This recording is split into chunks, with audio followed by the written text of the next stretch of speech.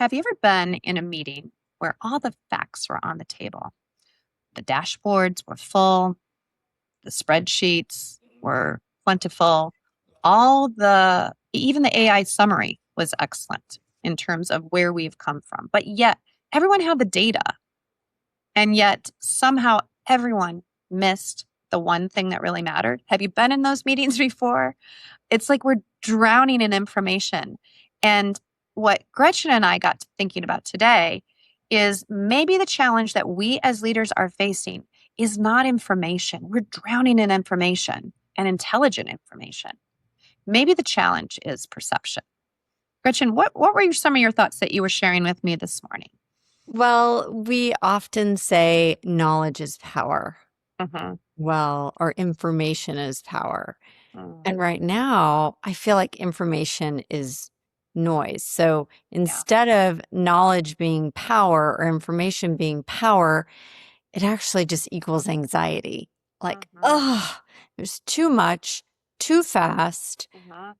and it's lacking the courage. And so the courageous call in the room of saying, yes, and despite this, the right move is this move or that Mm-hmm. move. But we've talked about this in the past. It's that performative, we're going to do what people think we should do, or we're staying the course, because the harder, more difficult things are to action on the undercurrent, the trend under the trend that will move the needle, but takes courage and may not align with the knowledge in the room or the dashboards all pointing to one direction. So Yeah. I think right now there's some anxiety because of the volume of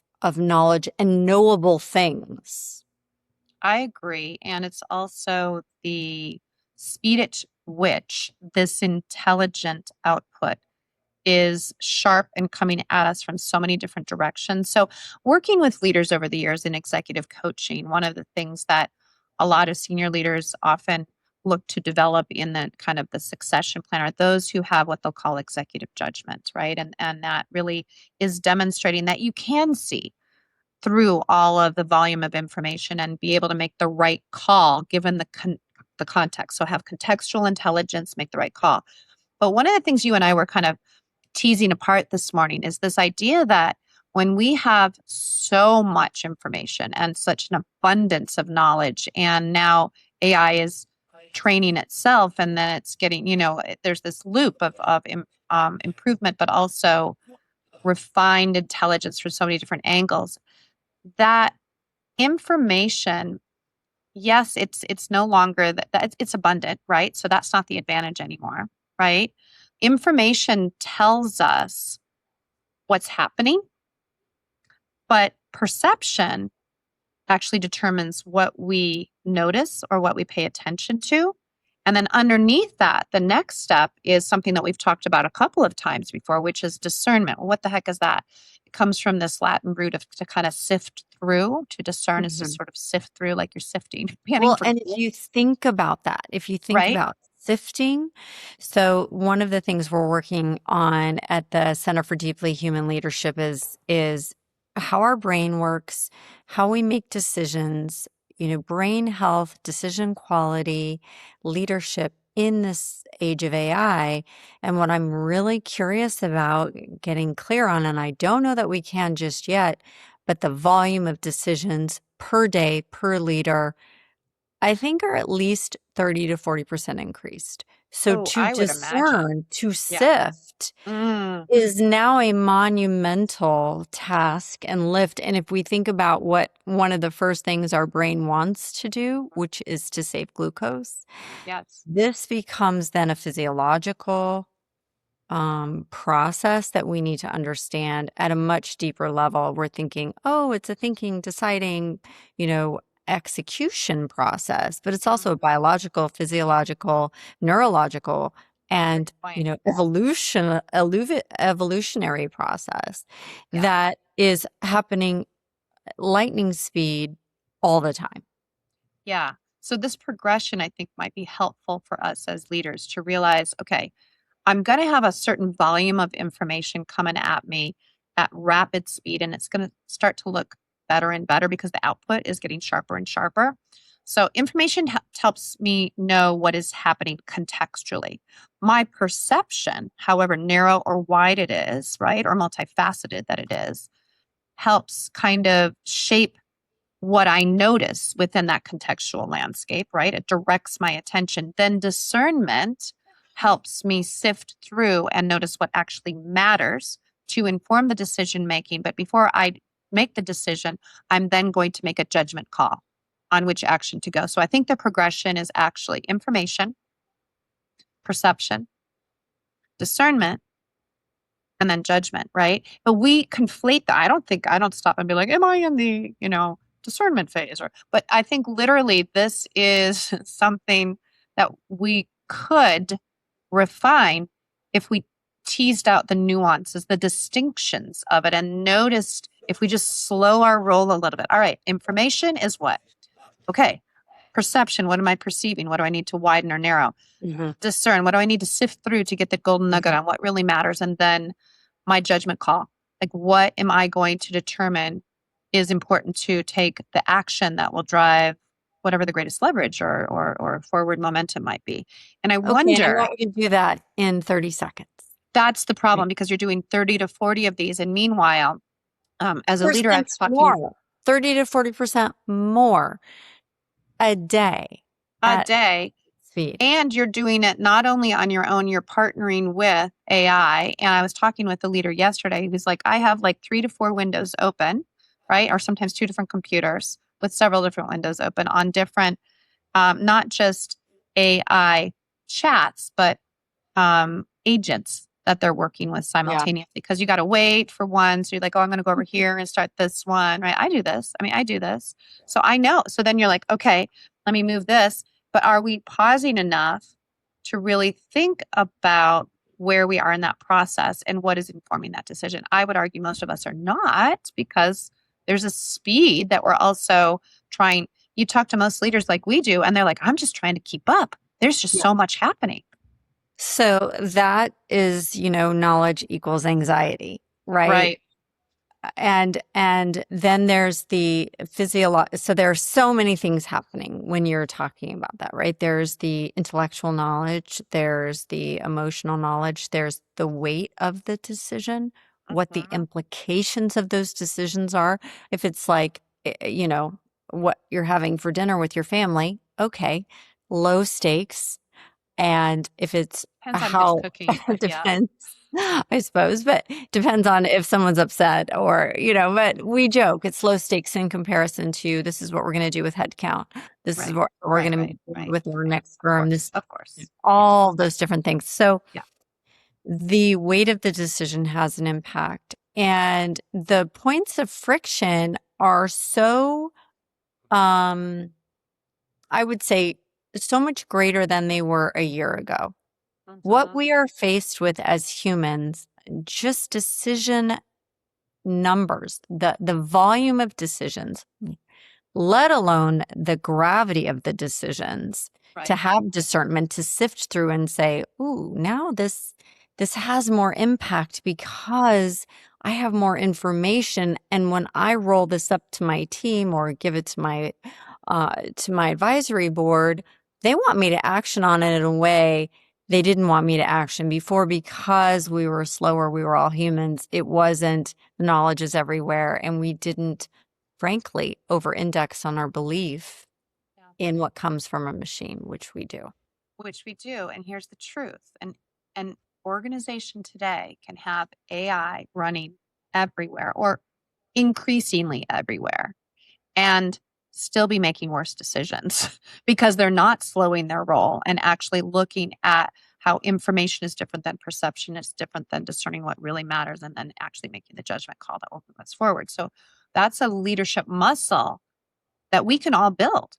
Yeah. Right. This is something that you're going to tease apart in much more nuance in the, well, even some of the research that you started, Gretchen. Can you talk a little bit about that? Well, so there's this really interesting score that you can run when you're going through decision habits, how people decide. Why do people make the decisions they make? I mean, that's a whole science in and of itself, and it is fascinating. Like, why do people buy? Why do people choose, one thing over another? And the the emotional anchor is much of it is confidence, right? When we're looking at a decision, which we will either call right or wrong or good or bad. We worked with a client that was trying to minimize customer points of friction, and we asked them to predict how confident they were that they would have the right decision to make after this, that they could solve this problem, and how confident they were if they were to use AI, and the others, how confident they were if they didn't use AI, and see how they felt pre and post. And what we find is that it's sort of like in a lineup in a crime scene. Our memory isn't as good. Our memory isn't as good as we'd like to think it is, right? And our confidence may go a little, we over index and then over trust ourselves. And we do the opposite when we actually have more information, which is so ironic that the less information you have, the more confident you are that you can solve this. Now, that's why the anxiety of all of this information really starts to impact us, because now we have all of this knowledge, which really shakes your foundation of what you know to be true, because maybe it's different than you expected. So we have to balance how we stay connected with our own kind of judgment on a path forward that could be useful here when speed and volume of information are just coming at us. At the same time, we widen our perception of the context. Contextual intelligence is what I call Yes. it, but just the context, understanding not just the information, but what we're noticing within that information, right? Because then that is a balancing act that helps us discern what really matters and then drives the decision. Something like that. Yes, and what is really fascinating, this doesn't mean that the person with less information will make a poor decision.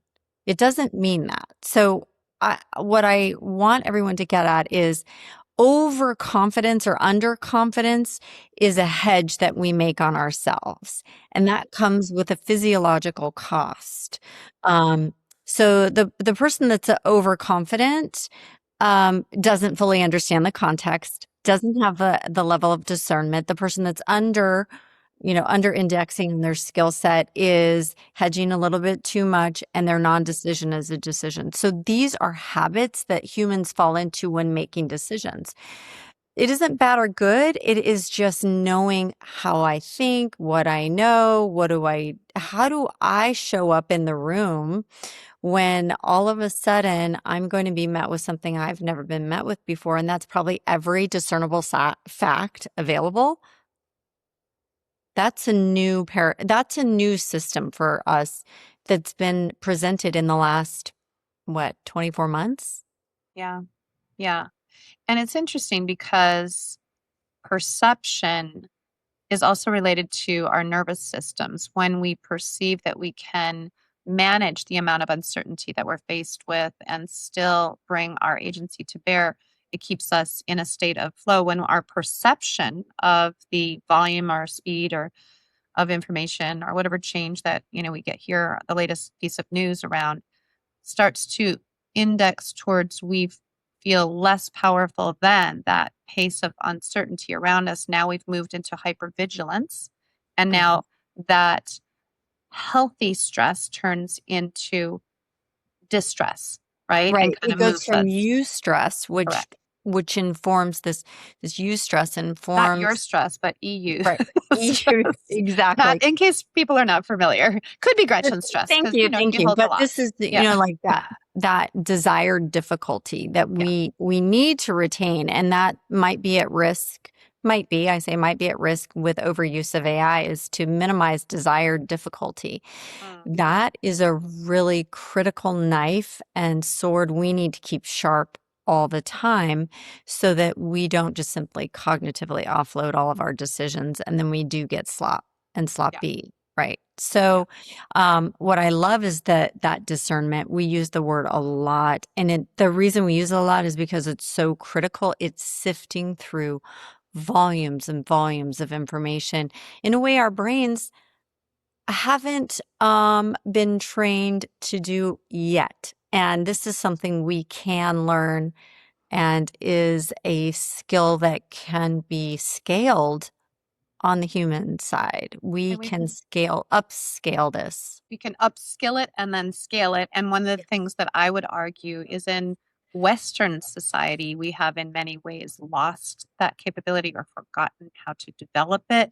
It has not always been present, but in certain traditions around the world, it has been more anchored in, and that is often linked to how we perceive and widening the human Mm. perception and then determining what matters in a human context. So we may be able to learn from other traditions who haven't lost this along the way. It's something that we can explore as we go forward because there's there are some traditions that maybe have not had as much technological knowledge or information or content explosion, and thus have deeply trusted that perception. So I wonder if we might be able to learn something there as well. Oh, I love that. Well, becoming so the ancient new as you've the ancient modern, coming back to the somatic, the what the body tells us about good and solid and strong decisions, even when faced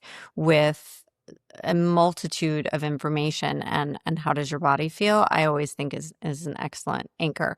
What do we tell our leaders? What do our leaders need to do right now after listening to this podcast?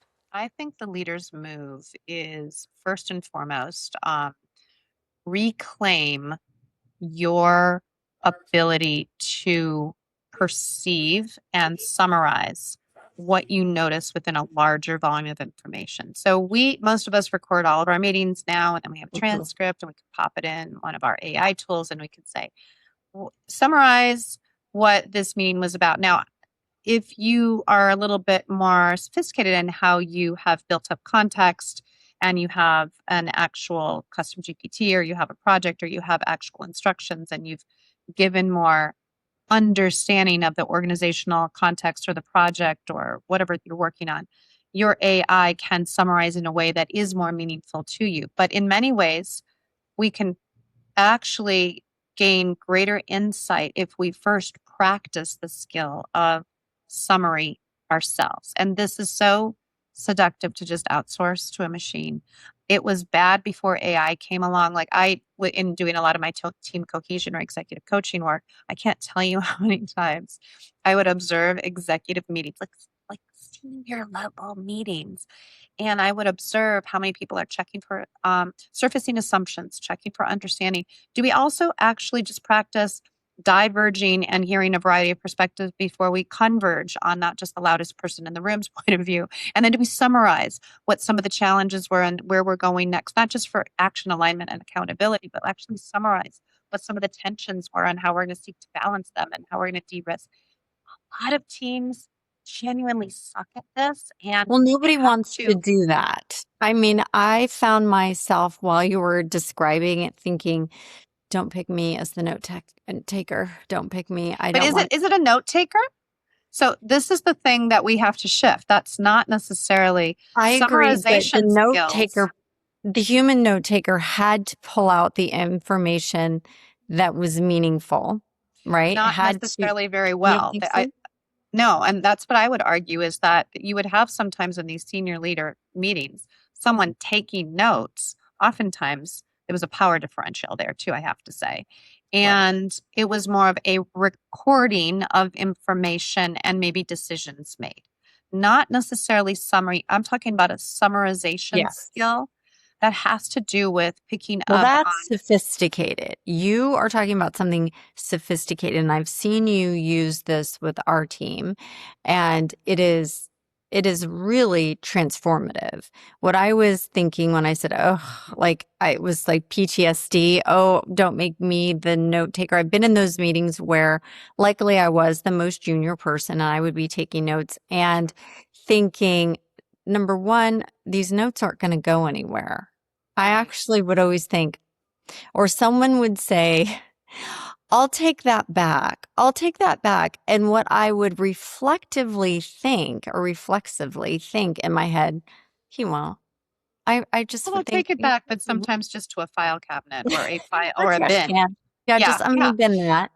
No, And so this is it feels, I'm sorry to interrupt, Julianne, but it feels like the note taking part is is getting an upgrade because of AI, but the skill you're asking for is a double click upgrade. And I love what you've done in our team meetings. So it's a lot more sophisticated than just capturing information. Yeah, thanks for the distinction. And I'm glad it has been helpful. We were talking earlier today. I'm like, oh, how was that helpful? Because it's just something that I do because I can't stand leaving a meeting without clarity. I actually, we do at the beginning of our meetings, like, what do we want? We have 30 minutes together. What do we want to walk away from these 30 minutes clear on, or what do we want to walk away being able to do? Right. Um, and what are we trying to achieve in this precious period of time that we have? And then we kind of go through. The skill that I'm talking about was not very, it was underdeveloped prior to AI. And I fear it could weaken even faster with AI if we do not reclaim and this goes back to the art of dialogue. David Bohm, there's a lot of different practices out there in how you set up a proper dialogue versus a discussion. Discussion is like oftentimes just like a ping pong ball. I think that's what you think. Boom, boom, back and forth. A discussion, it comes from Greek and it means to make shared meaning of something together. To create that kind of space, you have to create a different kind of container. And there's a bunch of skills associated with that for another day we can talk about. But one of the skills here, when we have a volume and speed of information coming at us, is to reclaim the power of summarizing in your own words before you get the transcript, before you ask your AI to summarize. And indeed, you're also shaping what your AI hears in your human making meeting, because one thing AI does not have is human lived experience. So Mhm. let's help the AI out and help ourselves out in the process. That would be my first leader's move. What would you say is another leader's move based on some of the research you were talking about? Well, I was joking about not loving taking notes, but it would be to keep taking notes, to keep writing things down that um struck you, that sparked Mm, something, that mm, was, that it's sometimes it's just a word and mm. sometimes it's a phrase, or, oh, I really like how you said that, and that you are experiencing the meeting fully versus Mhm. thinking, I don't really need to pay attention because the notes are coming my way. And if I need to refer back to them, that's again Interesting. about sharpening your own sword, keeping yourself engaged, present, and involved. So I would say that. It's so Simple. interesting because I have the faster that we are integrating AI, the things that are slow and precious, they've come back. This is a journal that I now, it's old school. Some of you may love to journal, some of you may hate it and say, I'm never going to do that. But I have started using it as a meaning making journal. I think I'm doing what you're talking about, which is writing down the things that capture my attention in a way outside of an automatic summary and outside of a pretty little, thing that Claude spits out. It's my way of, and then viscerally writing something down for me has always been a way of like retaining under knowledge and information. So I don't know. It's going to be interesting the faster things go. How can we build in some practice that slows it Right. down? And now that I'm thinking about it, that would maybe be a final skill. We had four different elements that we talked about earlier, right? So information tells us what's happening. Perception is where what we notice, where our attention goes. Discernment tells us, sifts through to see what really matters. And then judgment is our judgment call determining what action we take. I wonder if that could be a little thing that you could take note on as you're going through meetings, right? Like to discern, to Mhm. to figure out, to reveal what how you translate from information into, yeah, executive judgment and Well, and we know if you write something yeah, that you also have a much better chance of retaining it than if you just listen. And if you read something in physical form, you retain it more than when you listen to it. So there are also these needs that the brain has for retention yeah, that help it. So help if you want to remember something, not only listen to it, then you have the transcripts in your back pocket, but make note of it. yeah. And then when you're sifting, those are the pearls, the nuggets, the Oh, yes, it's so wonderful that we are trying to retain and so that way we can stay as sharp as possible. So I loved today's discussion. Thank you. me too. And I think one thing to remember, guys, information has become so abundant, but clarity and seeing that signal beneath the noise has become rare. Be the Mhm. leader who brings these practices into your day to day so you can help more people see the signal beneath the noise. So give it a shot. Let us know. And we'll see you guys next time on Deeply Human Leading. Thanks for spending this time with us. If something landed, sit with it. That pause is actually where the real work happens. And if you're navigating this shift at your organization and you'd like to bring this conversation inside your walls, go ahead and find us at deeplyhumanleading.com. If today's episode landed with you, share it with somebody that you think could really use it. The ripple starts there. Until next time, stay curious and stay human.